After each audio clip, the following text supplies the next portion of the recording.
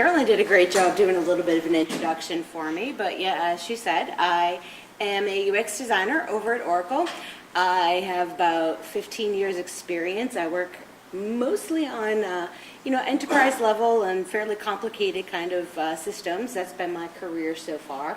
So, and I spent a long time as a consultant, so I've got to see lots of different companies, lots of different teams.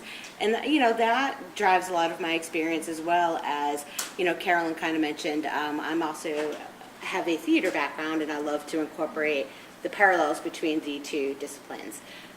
I'm not going to talk too much about theater tonight. I'm going to talk more just specifically about design. This is a topic that's, definitely I have a lot of passion about and have a lot of strong feelings, as you'll probably see.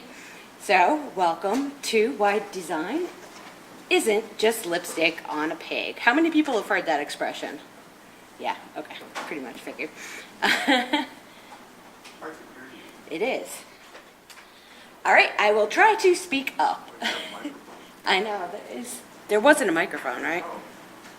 No, not tonight. If anyone wants to move forward closer, please feel free. And I will do my best to speak up. If you can't hear me, just, let me know if I'm starting to get quiet. So, kind of, why is design the new four-letter word?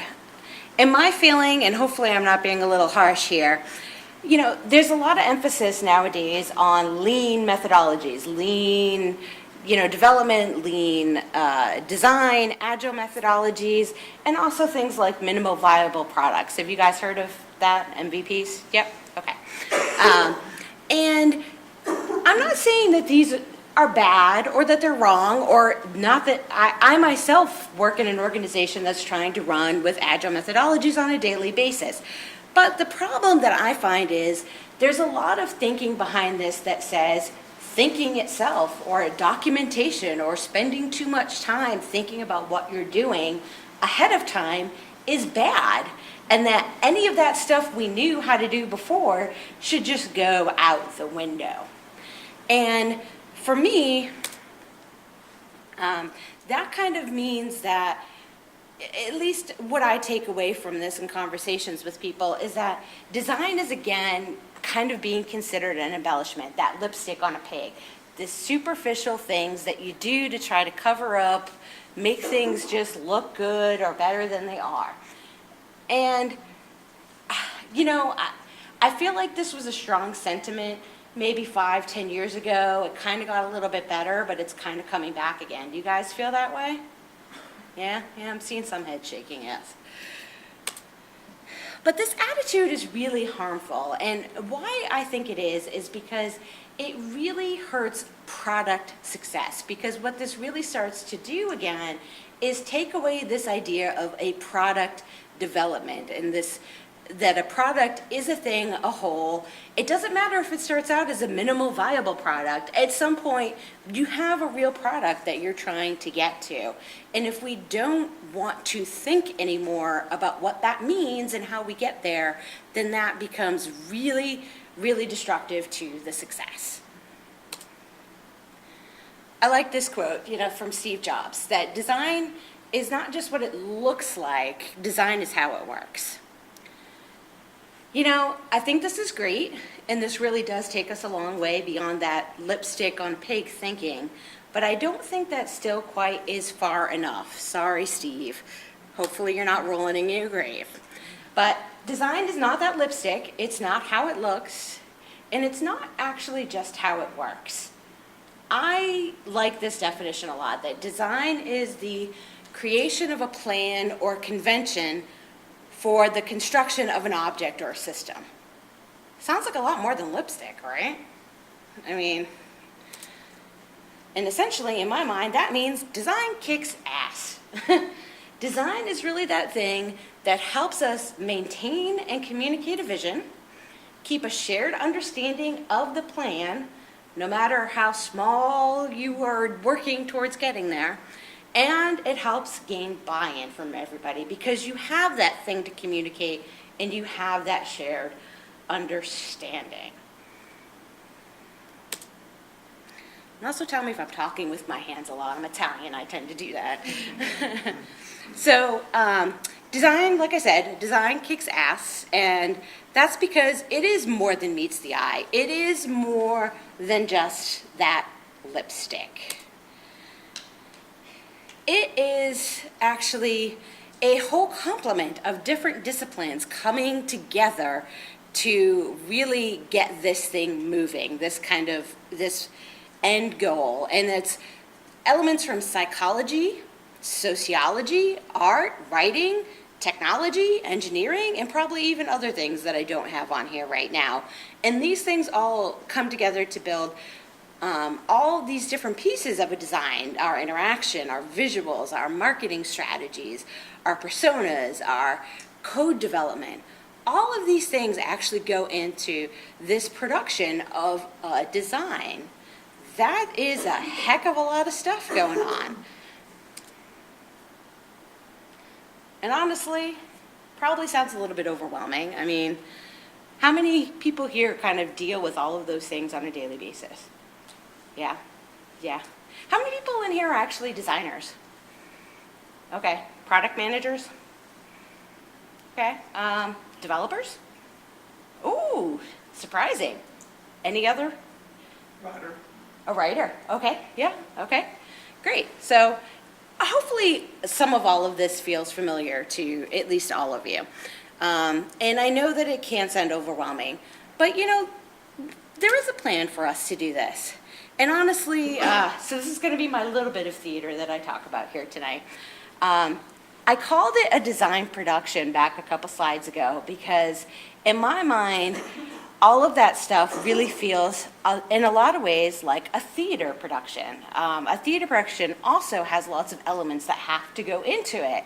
There's scripts, there's character development, there's a technical design, there's lighting and sound designs, there's costume designs. There's all of this stuff coming together, and yet somehow those productions still work too. And how do they do that? Because they really have kind of, over the years, nailed down what managing that production looks like. I mean, theater is probably the oldest art form around. At least that's what a lot of people say, and that's what I believe. But, because, what was it, in grad school, one of my teachers said, what was the first form of theater? No?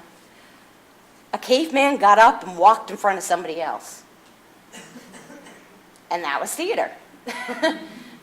So that's kind of why a lot of theater practitioners will say that they think that it's the oldest art form. So they really know how to manage a production. They have an iterative cycle, sound a lot like Agile. They have distributed, independent, simultaneous invention. This happens a lot when people do, their character development or might go off and do some scene work on their own. There's unifying actions, which are rehearsals, where people come together and work on stuff as a group. There's a director who facilitates. There's a forum for conversation because I'm not sure how many of you have actually participated in a theater production, but most rehearsals will start on a daily basis with a what we call circle time, where people will sit and they'll discuss potentially what happened in the last rehearsal, what goals are for rehearsal today, and it's a way to just kind of talk about stuff. And then they have a way of establishing structure, and that is the design artifact. In theater, that becomes, the script. Even though there's a lot of other stuff going on, that is really, the base structure that everybody is working off of. And so I think there's a lot for us to learn, and I think there's a lot that we're doing here in the design world too that we probably don't quite realize is the same. So if we talk about iteration, I first want to talk about the difference between iterating and incrementing. They're very different things, and I think we interchange them a little bit. And incrementing is kind of, you can see on the top row here, the Mona Lisa, where we get a part of it, then maybe half of it, and then the bottom of it. If you're incrementing in this way, you have no sense of what's coming next or what the end goal is. Whereas on the bottom, if you iterate, you're kind of working a little bit more broadly and building out those brushstrokes of what the ultimate plan is and getting more fine-grained over time. But even from the beginning, you can see where people are going. So, you know, two very different ways of thinking about this. And I think we get a little bit confused with our kind of lean and agile and rushed kind of processes that we think we're trying to increment. We think we're trying to iterate when we're really incrementing, and that's not necessarily going to be the best way to get us to our goal. So we want to iterate. And the best way to do this in kind of a fast, rapid pace is to make sure that we keep our scope small and scalable, so that every iteration has to be a digestible loop. It has to be small enough that it can be handled in a small time frame and allow you to move on, finish and move on to the next thing. If they're too big, you start getting stuck, you get behind, you don't finish, and that just sets up a bad tension and struggle for you. So for me, especially as someone who's worked kind of in agile processes for a long time, this is a really hard one to get people to understand, that you have to be small in your iterations. That doesn't mean you don't have a picture that you're getting to at the end. And we have a process that for every iteration, we kind of want to run through this process, no matter how, fast we're doing it. We ideate, we define, we prototype, we test, we empathize, we repeat. That's something you can do no matter what size your iteration is. And it's just about finding the right balance for how you scale back, the pieces of that to fit in a process. I know that's a challenge. Some other stuff to talk about another day. I do have another presentation called Why Agile is Hard. If anybody's interested at some point, I can point you to that.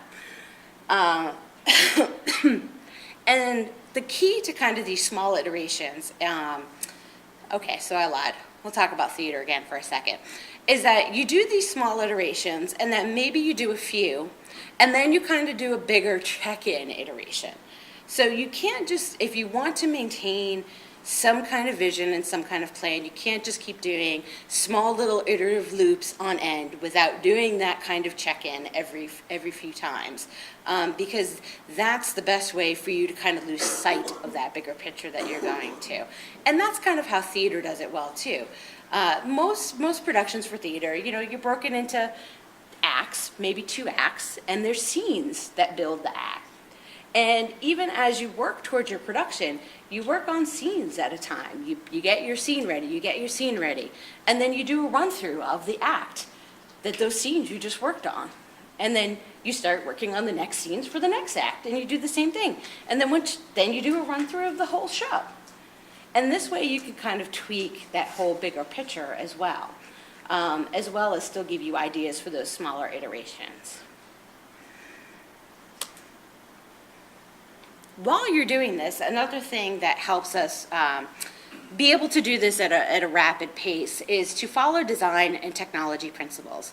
There's lots of design patterns out there. There's lots of UX design principles, and there's lots of technology stuff out there too. I'm sure there's lots of rules for coding and what best practices are for coding in certain kinds of languages, just like we have for design. And it's not a bad thing to follow these. It doesn't mean that they're the be-all, end-all, but they're a great way to help us move quickly. And this is another place where kind of the artistic side of things plays in, is that, great designers steal. There's nothing really unique out there in the world anymore. And if there's a paradigm that works, it works. And it's not a bad thing to kind of reuse that stuff. So that second part, beyond having an iterative cycle, was really having kind of that individual moments of creation, and then kind of those moments where we have those unifying acts and we bring stuff together. So, I know everybody says designers go off in a vacuum, but you need some bit of time to do some individual invention. Everybody usually needs that. And then you need these unifying actions. I think for us in the design world, this piece is a huge part, is that feedback, especially in a rapid pace, has to be a constant dialogue. Feedback isn't talking at each other. It is a dialogue, and the more face-to-face or face-to-face-like it can be, the better. And this is a great way to kind of help keep everybody on that same track and on the same page and having that shared understanding, is to have that constant dialogue with each other. Especially if we are trying to be successful and actually have design happen in lean or agile processes, this is extremely important. I was actually reading an article recently where someone was talking about design circles. This was a kind of a new term to me. Has anybody else heard of this? Yeah, one person. So it sounded kind of like a, you can correct me if I'm wrong here, but my interpretation was it was almost like a scrum for design, where they had their kind of sprint before development, but that they would have, somebody was talking about having a week-long design sprint where they had like an hour to 2 hour long meeting every day where they kind of reviewed, figured out their ideas, and kind of took the feedback, went away, came back the next day, and repeated this for the week of the design sprint. And I thought it was actually a really interesting idea, and sounds like it could be really successful for designers. And I know for a lot of us that probably includes not just design, but product managers or BAs that you're working with, to kind of have that kind of setup where if you're really focusing hard on a particular feature, to have that kind of week sprint where you're doing this together. Was that kind of your interpretation too? Yeah. And importantly, for things to be a dialogue, we must work like a team. We all share and are working towards the same goal. We're not there to fight with each other. We're not there to see who can scream the loudest or talk the loudest or have the last word. We have the same goal. We need to be a team, we need to work together, and we need to learn how to collaborate. I think a lot of teams think they're good at this, but they're probably not really as good as they think they are. And really, if you have that constant dialogue with each other, the easier this is.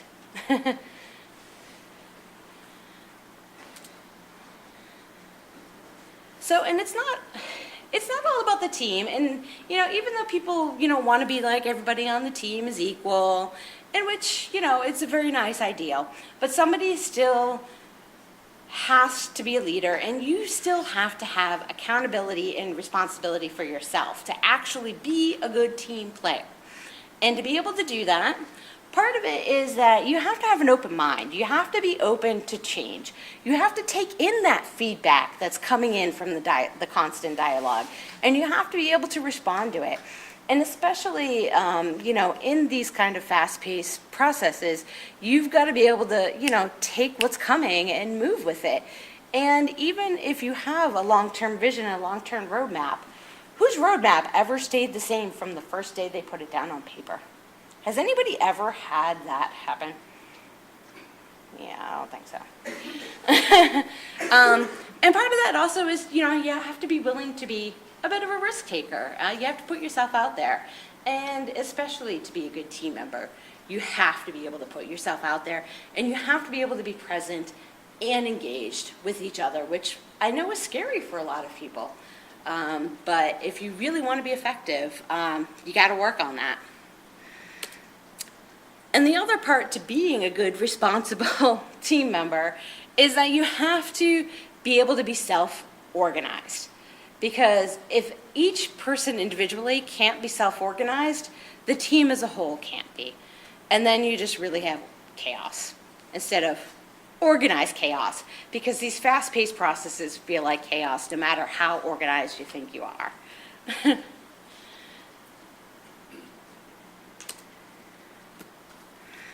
And so that last part back in that managing the production slide was really about having, a solid structure that everybody's working from that kind of defines what it is you're doing. And we have a lot of disparate artifacts, which make it hard to track things. We have personas, and we have wireframes. We have prototypes, and style guides, and marketing plans, and specifications. And I think part of the problem, and part of why people think that documentation is so bad nowadays, is that these things are disparate, and they're hard to track, and it's hard to really have the good insight into all of that. And it's really important to, if you want to have a design production, be able to bring that stuff together.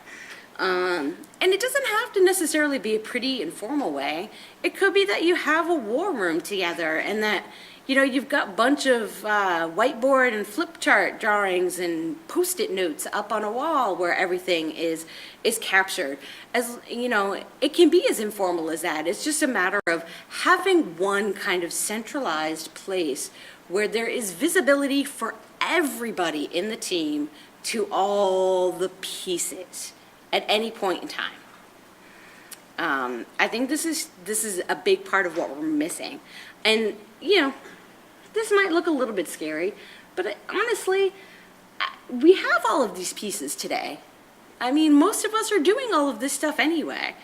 It's really, I think, about having that centralized place. And as kind of, designers or product managers, I think it's our responsibility to be an owner of this and making sure that there is kind of that centralized place that everybody can have access to, and that there's complete transparency into all of this information all of the time. And that's really what's going to help us kind of move things forward. So, I kind of like this little Dilbert comic here where he's saying, I've decided to become more of a big picture guy. Lesser minds can do the managing and implementing while I criticize them for not getting it. And so the other guy says, so you want to get paid to be a jerk. Well, you know what? Honestly, if you want a successful product in the end, somebody has to be the jerk.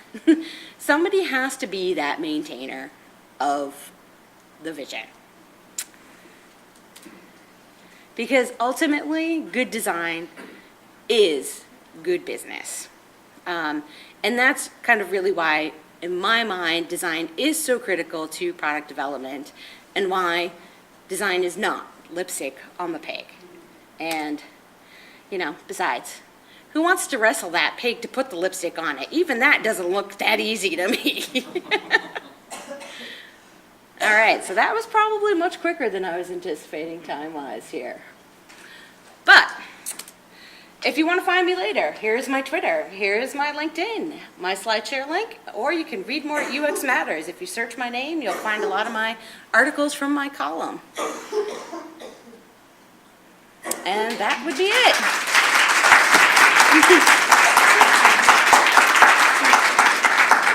If anybody has any questions, comments? Yeah?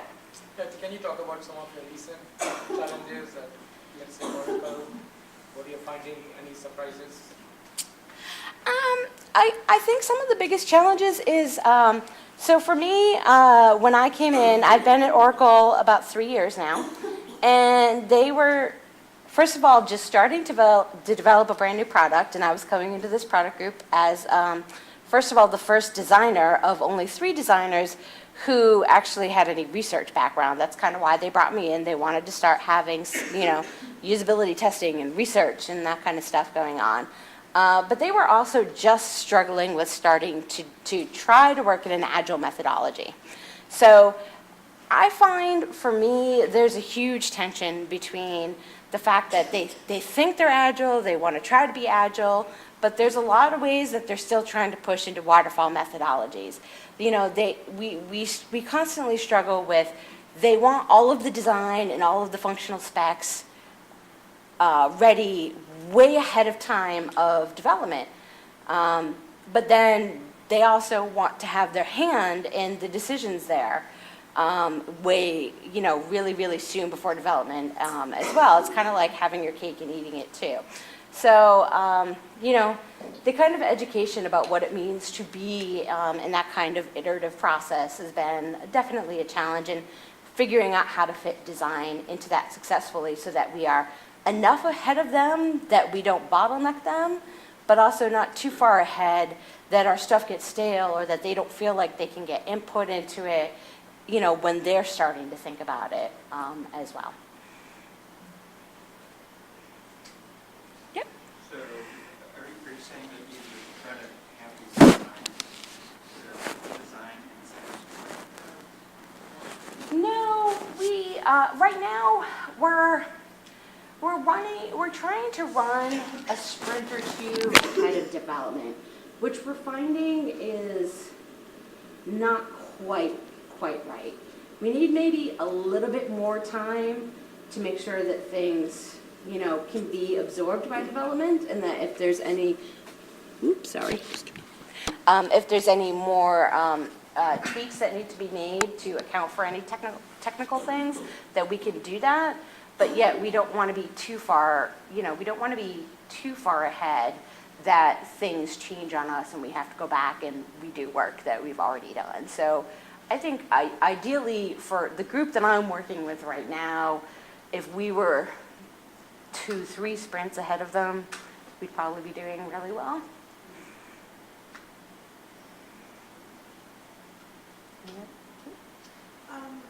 You had mentioned the importance of keeping disparate artifacts less disparate so that the team can get access to them and figure out what the big picture is. Do you have any, that's been a challenge in a lot of places I've been. What do you use? Who designs it? How does it function? Do you have any recommendations or options for keeping things centralized? Honestly, my biggest opinion on that is we think way too hard about that. I think people think that it has to be too pretty, too final, too formal. I think share early, share often, let people know that things might still change, and be as transparent as possible. So, What platform do you use? We kind of play between Jira and a wiki. I kind of hate both of them in different ways. But they've kind of been, I think, the best things that we have found so far. We're even doing our functional specs in the wiki lately, so that we can have kind of an easier online accessible tool, especially because our teams are, split across lots of different locations as well. So having kind of, I love the idea of having a war room and paper stuff and anybody can walk in at any time. I understand that not everybody's always in the same location, but that's easy to do. So as much as I hate the wiki, that's probably been the easiest thing for us so far. We do our specs, we attach wireframes. If development team does investigation and writes up, recommendations about implementation, they'll do it on wiki pages that we connect to. We actually connect our Jira stories to our wiki.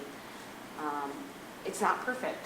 I don't know that there is any perfect answer, but at least for our team, that's been the best thing so far. Yep. How do you communicate progress to management? That's always another tension. Even though we're trying to be agile, there's still roadmaps, there's still releases, and upper management still expects features to be in releases. So we have program managers who are constantly kind of tracking status of stuff. Some of them even come to our stand-ups so they can get the daily tap. We track hours on the tasks in Jira so that they can get reports to try to communicate that up. Again, it's not perfect. I wish we could be a little more transparent up, about like, okay, look, this thing is really at risk, but we know we told you it's going to get in. But we're also trying to have a 4 release cycle a year thing going on with a product that's only had its first couple of clients released recently, so we still have huge feature gaps. So trying to figure out how you fit big gaps of features into that small amount of time is quite a coordination effort. We set priorities. We constantly reassess our priorities as a kind of product management and design group based on customer requests and stuff and tickets that are coming in, from our new clients that we're getting. And how new is Agile to the organization, and how does senior management accept it? So it came down from senior management of our particular product group. I don't know, as an organization, how many other product groups are using it. When I started 3 years ago, when this group was really starting to develop the product, it was brand new to them. So they still kind of feel like they're babies at it at this point. I know you had your hand up earlier. So the idea of the analogy between design and production, I really like this idea, and I like to experiment with it and apply that. But I've been in, so the idea of production kind of implies a certain level of authority or power to make things happen across the project. And I've been on so many projects where the UX people are not really, the person making the decisions doesn't really understand the UX process. So I know this is really situation specific, but I'm wondering what strategies you've found for dealing with that. Evangelizing in that kind of situation about like what the process is, and being completely transparent about your process and like what you get out of it is hugely important in that situation. I've been in that kind of situation myself too. And also making really good friends with everybody, particularly getting in the ear of the people who do have the decisions. Find a way to build relationships. For me, that's always been a critical thing, especially in organizations where design maybe doesn't have authority, is then you have to build the relationships with the people who have the authority and kind of sell it to them, And once they're your friends, they're your friends, I know it sounds probably simplistic, but that's what's worked for me. Once you start the design process, the development process, do you find that oftentimes that there becomes like an adversarial kind of tension between UX and the development team at that point? That you've given us all the work, now we'll handle it now, or how often at Oracle how rapid are the reiterations during the development phase? Do you develop, create a prototype, and place it in front of another test group, and then get more feedback as you develop, or is it pretty much a design stops here, development starts here kind of process? It's not that cut and dry for us. First of all, again, it's what I said in terms of relationship building. I am hugely a person who will talk very early to developers just about ideas that I'm thinking about, just to kind of get their input, and there's a way for them to feel like they can give input and that they have insight into what we're doing. I share ideas really early, even on paper, or even just things that are running around in my head, especially with, I have on, the team that I work most closely with, we have one front end, really kind of lead guy, whereas some of them are more back end developers. And him and I, we sit next to each other, we talk across the wall about ideas. We have a fantastic relationship that he is very open to that, because I've kind of set that up as a hey, I'm going to throw things by you. And for us, it's not cut and dry, because we are trying to be agile. I try to do usability testing, on small sets of features that have been completed kind of once a sprint. We do 4-week sprints. And so that we can very quickly, if there's some feedback, some tweaks, get those right back into the feedback loop so that things can be changed quickly, hopefully before, the next release hits. So we try to be very quick about that. And I also, I do visual QA on everything that the developers are working on. So again, before they finish developing, before they finish stories, I take a look at stuff, we talk about feedback. Depending on the developer. Some of them like me to do it separately and just throw in my comments. Some of them want to sit down and look at it together. It just, personality-wise, I figured out who works better in what kind of way. So, I don't want to be very cut and dry, like I do my thing and you do your thing. I want that to be a collaborative relationship. So, I'm very... Maybe some developers probably hate me because they're probably like, I don't want to talk to you that much, but I will intentionally do that to kind of get their buy-in too, so that they also know what's coming. They don't feel like they're hit by a truck. if I could just ask a follow-up, I mean, if some member of the technical staff or developer would push back on a feature that you were very strongly advocating, how do you deal with that? How do you, I mean, how do you determine whether or not it's a valid recommendation as opposed to somebody just throwing their weight around? I try to stay as in tune with understanding the technology at a base enough level that I can judge that stuff. And I also try to figure out compromises like, hey, if we could get this piece of this now, can we write an enhancement story to go back and maybe, you know, add on to this or maybe tweak it, you know, and a few more sprints down the road when we have a little bit more time, you know, or you can figure out maybe some other approaches to get this to work the way I want. Because, I mean, that is one benefit of kind of working in an iterative cycle like that is it's not like right now is the be-all and end-all for getting something done. So I have to keep that in my head too. It's like everything in the world doesn't have to happen in a second. It could be versioned out. It can be versioned out. We can compromise and figure out how to get from here to here together. So, How is your products group organized? Do you have a separate UX team and PM team? So we have kind of there's product managers, BAs, designers, obviously UX, QA development. So the PDM side is the product managers, the BAs, the designer, and then there's the development side. But I am the person who sits on both sides. So I'm considered in both groups. I attend all the product management meetings, but I also attend all the daily, you know, Scrum and stand up and all that stuff with the development side, so that they both feel like I'm a part of their team. I'm kind of really the one person that's sitting as that linchpin between the two sides. It works out nicely for me. I get to play both sides of the fence. Yep. Of all the roles you work with in your big companies, who are the most enthusiastic about Agile methods?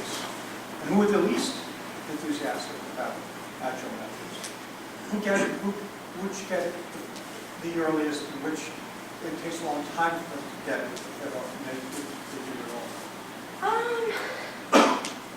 I think being enthusiastic or not and getting it or not are two different things.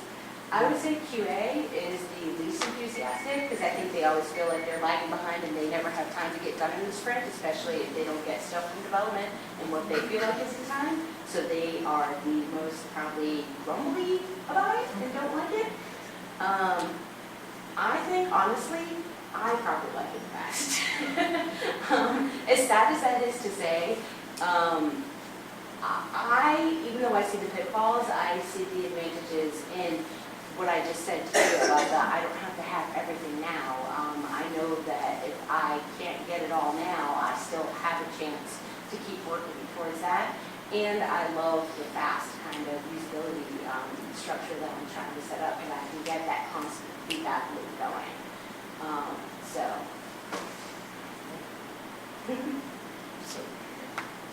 Yeah. How does the UX implementation impacts come from the ownership of the project? So let's say who determines the requirements? Does it complicate how UX gets implemented? I mean, the requirements come from product managers, Okay. who, you know, that from them it comes from higher ups, from customers, and so Right. forth. I don't see a lot of tension there between them and It's me, very well defined. because, I think I love the product manager UX design relationship. I don't think I've ever been in a place where I haven't enjoyed kind of that working through the requirements and the design together collaboratively. So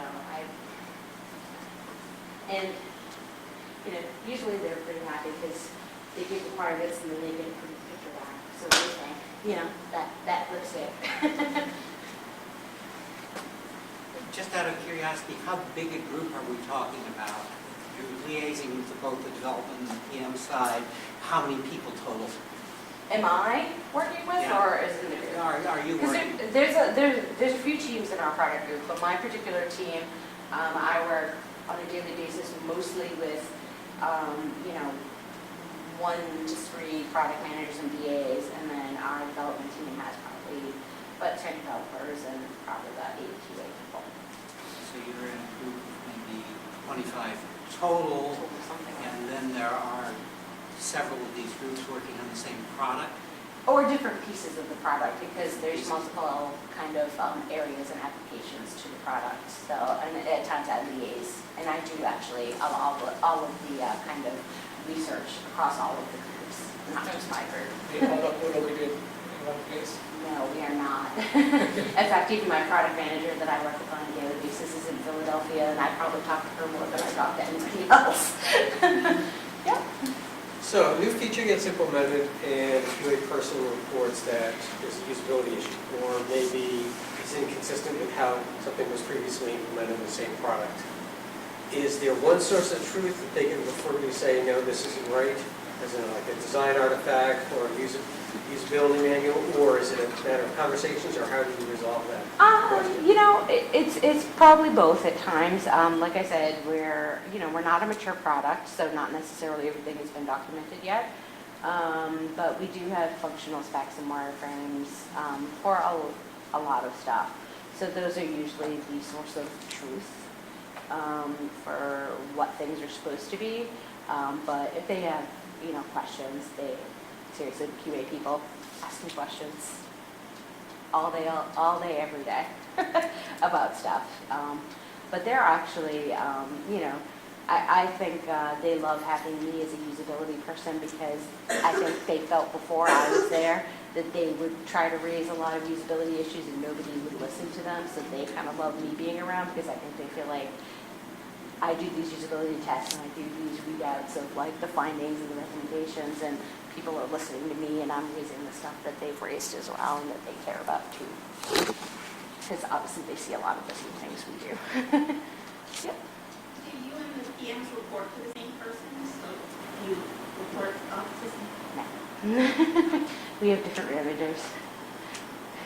That's actually one thing I find actually a little weird. I think it would be better if we all reported into the same people. See, we work together as a kind of a cohesive whole. It's a little weird to me that we don't report to the same people right now. Or you can get your manager saying, yeah, that's a usability issue, and then product management or engineering management said, no, ship it. This is a struggle. It happens. I'm sure everybody else has had that happen too. Did you? Yeah. So how do you balance being a jerk and maintaining that vision with being flexible and open to change?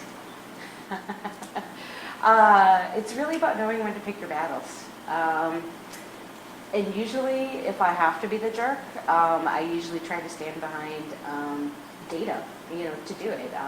Whether it's feedback from customers, reported service issues, through usability, or through just general kind of, talking with customers or other people who are using the product, and in terms of our priorities of our roadmap. So if I have to be the jerk, it at least doesn't seem as jerky if I'm standing behind data, and it's not just my opinion. I just want to be a jerk. How do you usually field your user data? Do you have a lot of in-lab testing? Do you do surveys, questionnaires, interviews on site? So we just had our first couple of customers launch in the past few weeks. So we haven't done a lot of external testing yet, because we haven't had A, customers to do it with, or B, been allowed to talk outside the company. So I've been doing a lot of stuff internally with people in other groups just to get some feedback, because there's a lot of people who still have experience with the subject matter we're talking about and have given us great feedback. And I've also, now that we have customers, I've started having conversations with them. I've shared some wireframes of some stuff, and just kind of getting just a little bit more general, kind of more ethnographic-y type conversations with them about like, hey, how is your experience going using this brand new thing that we put in front of you? And how has it been? What's been going good? What's been not? Is there things that you're like, damn, I wish I had that? And, like, how is it you're trying to do things? Just so that we can start getting that understanding. As we start having more of an actual customer base, I want to start getting in there, not just for usability testing, but earlier, just to do kind of more of that contextual inquiry type stuff to understand processes so that we can start affecting. So more qualitative data at first and then. I'm definitely more a qualitative data kind of person anyway. I always have been. That's my forte. And that's why I love web analytics people to give me the quantitative data part, and we work very well together.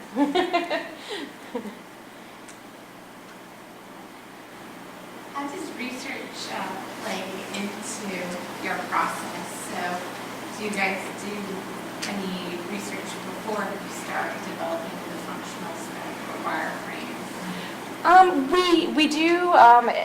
It's kind of been informal so far in terms of requirements definition. A lot of kind of, competitor kind of research and analysis to understand what the market's like and what they're offering. Any kind of use cases, just, we're building a brand new cloud product. There is a non-cloud legacy product that exists, so they've got some use cases that, even though they're for a slightly different market, they've been somewhat helpful for us too, and we've done some work to build personas. So using whatever we can get our hands on kind of in the requirements definition phase is a lot of what we've done up front. What kind of time frame are we talking about when this new project, the product in which you're working on, when it started? Well, the whole beginning of the product started about 3 years ago. We just had our first customers launch, like I said, in the past few weeks.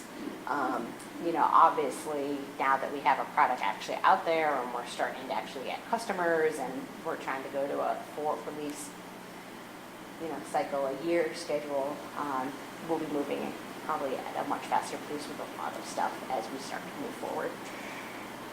It takes a lot to get a new product off the ground. 3 years even feels pretty damn fast.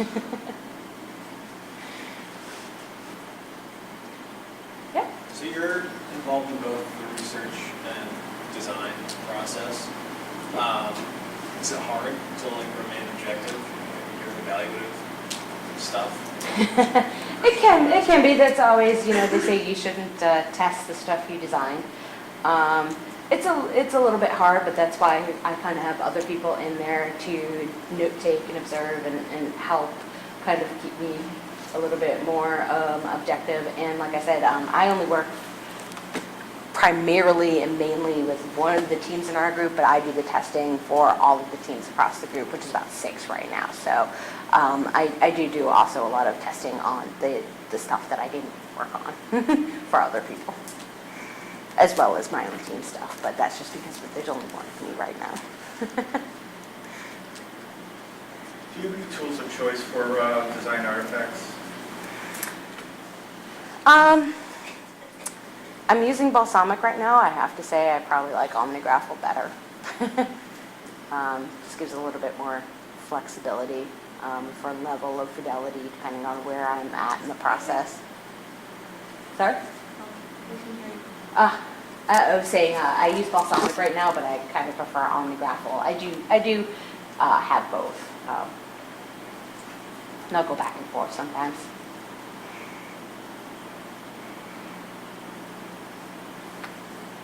Alrighty. Talk to y'all out.